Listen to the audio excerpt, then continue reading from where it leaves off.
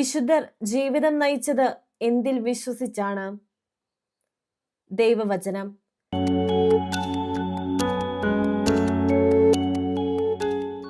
ജെറമിയ 15:16 അനുസരിച്ച് ദൈവവചനം ഭുജിച്ചപ്പോൾ ലഭിച്ചത് എന്താണ്? ആനന്ദാമൃതം.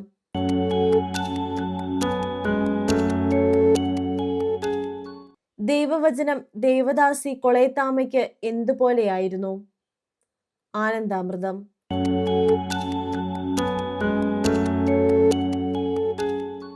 ദേവദാസി കൊളേത്താമയുടെ ജീവിതം എന്തിന്റെ പ്രകാശത്തിലാണ് നടന്നത്? ദൈവവചനം.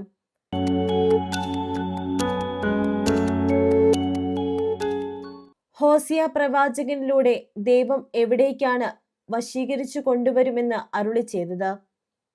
വിജനപ്രദേശം.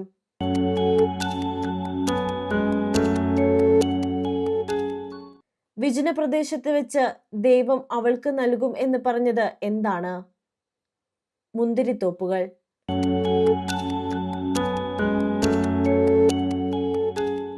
ആഘോർ താഴ്വര കൊളേത്താമയ്ക്ക് എന്തിന്റെ കവാടമായിരുന്നു?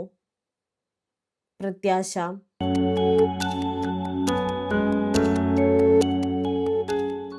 രോഗത്തിന്റെയും കഷ്ടതയുടെയും നാളുകൾ അമ്മയ്ക്ക് എന്തായിരുന്നു? ആഘോർ താഴ്വര.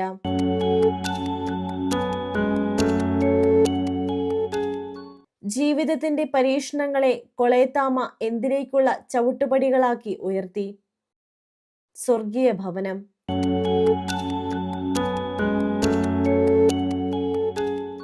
ഏകാന്തതയുടെ തടവറയെ കൊളേത്താമ എന്തുപോലെ മാറ്റി? പ്രിയതമന്റെ മണവറ.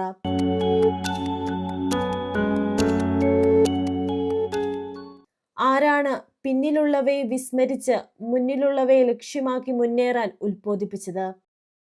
വിശുദ്ധ പൗലോസ്ലീഹ.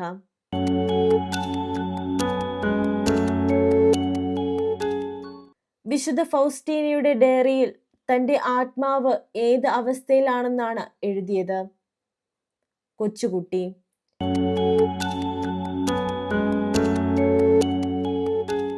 പിതാവായ ദൈവത്തിന്റെ സ്നേഹം പൂർണ്ണമായി അനുഭവിക്കാൻ സാധിക്കുന്നത് ആർക്കാണ്? ശിശുഹൃദയമുള്ളവർക്ക്.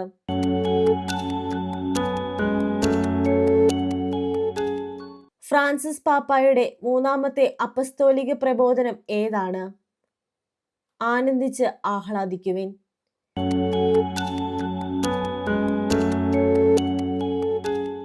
സഭയുടെ ഏറ്റവും സുന്ദരമായ മുഖം എന്താണെന്നാണ് ഫ്രാൻസിസ് പാപ്പ പഠിപ്പിച്ചത്? വിശുദ്ധി.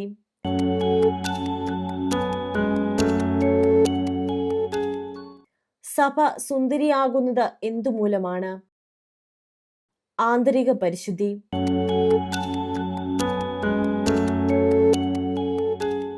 വിശുദ്ധ കാർഡിനൽ ന്യൂമാന്റെ വാക്കുകളിൽ ദൈവം തന്നെ സൃഷ്ടിച്ചത് എന്തിനു വേണ്ടിയാണ്? ശുശ്രൂഷ ചെയ്യുവാൻ.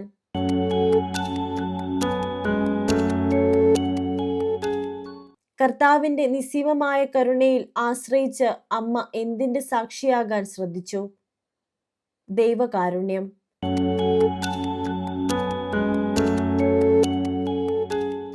നമ്മുടെ നിക്ഷേപങ്ങൾ എവിടെ സംരക്ഷിച്ചു വെക്കാനാണ് ദിവ്യനാഥൻ ഉപദേശിക്കുന്നത്?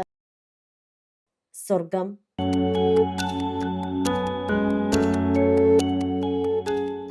സ്വർഗത്തിൽ നിക്ഷേപം വെച്ചാൽ എന്താണ് നശിപ്പിക്കാത്തത്? ചിതൽ.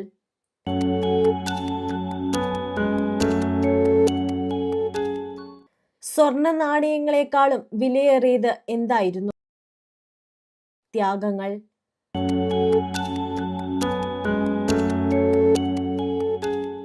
സ്വർഗത്തിലെ നിക്ഷേപം എടുത്ത് മറ്റുള്ളവരെ സഹായിക്കണമെന്ന് ഈശോ ആർക്കാണ് വെളിപ്പെടുത്തിയത്? വിശുദ്ധ ഫൗസ്റ്റീന.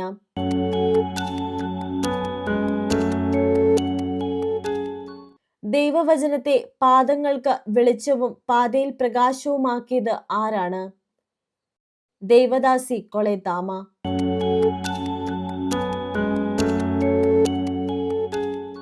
ദൈവദാസി കൊളേത്താമ ഇന്നും ജീവിക്കുന്നത് എന്തായിട്ടാണ്? ജീവിക്കുന്ന സുവിശേഷം.